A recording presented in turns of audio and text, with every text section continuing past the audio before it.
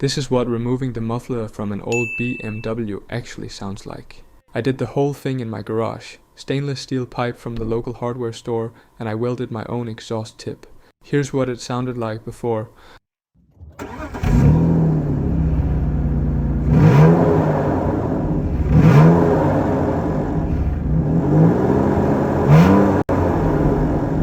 And here's after.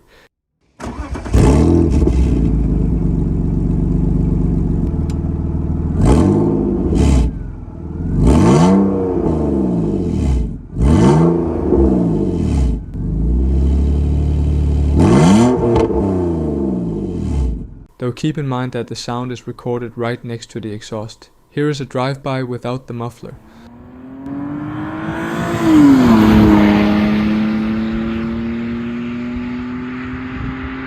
Big difference outside, but with the windows up at low RPM you barely notice it. I've even been pulled over in this setup. The police didn't care, it's just not loud enough to be a problem. I'd really recommend this mod if you want your old 5 Series to sound a bit better.